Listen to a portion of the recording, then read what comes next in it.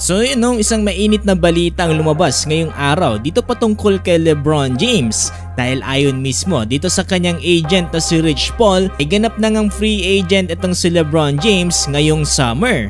Ano nga bang magiging epekto nito? Tara't pag-usapan natin.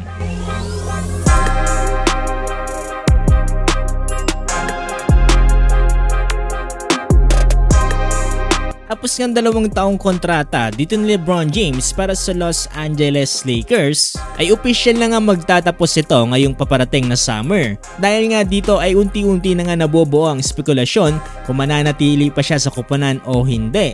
Dahil nga matapos yung naging laban nila dito kontra sa Denver Nuggets, iniwan nga tayo dito ni LeBron James sa katanungan kung babalik pa siya dito para sa kanyang koponan. So eto no, matapos ang naging interview dito ng agent ni LeBron James na si Rich Paul dito nga sa TNT ay mukhang nadulas ito at nasabi niya nga na free agent na nga si LeBron ngayong summer. Sabi niya pa nga dito talagang official na nga magiging free agent itong si LeBron at kinakailangan nga doon nilang mag-focus sa kanilang negosyo. Nasa Lakers na nga lang din daw kung sino-sino mga gusto nilang i-hire. Pero para sa kliyente niya na si LeBron ay talaga namang ginawa daw naman ito ang lahat dahil lagi daw itong nandyan kung sino man ang mga coach na available. Kaya naman daw karapat-dapat lang na magkaroon din ng input itong si LeBron para sa koponan. Pero hindi nga daw ganun yung nagiging case ngayon. Yun, dahil nga free agent na itong si LeBron James ay naitanong dito ng reporter kung i-decline niya ba yung player option niya dito para sa Los Angeles Lakers. Direktang sinabi dito ng Rich Paul na hindi pa daw niya alam kung anong balak dito ni LeBron James. Pero gagawin niya pa rin daw yung kadalasan na ginagawa niya dito sa mga free agent.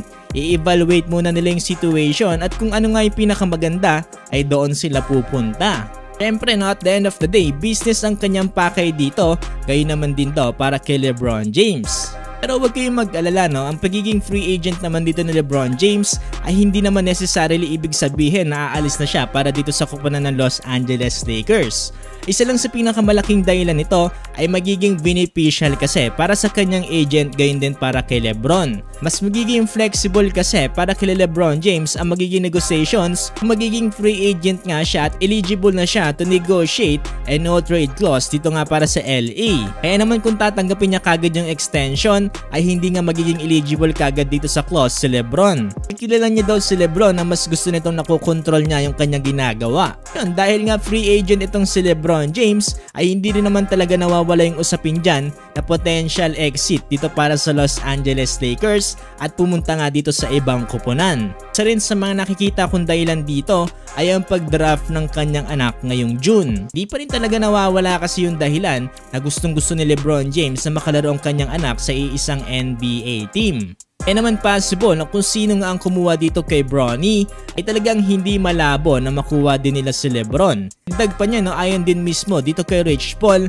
na sa tingin niya daw maglalaro pa ng 2 to 3 years dito si LeBron James base sa kanilang pag-uusap. Sure nga daw na talagang umiiksi ng oras dito ni LeBron James sa paglalaro sa NBA na masisigurado niya daw na maglalaro pa ito for the next seasons. Lalo na nitong 2023 to 2024 season ay tila nga bakal-baw lang ang tumatanda para kay LeBron dahil nag-a-average pa rin ito ng 25 points, 7 rebounds at 8 assists, shooting 54% from the field.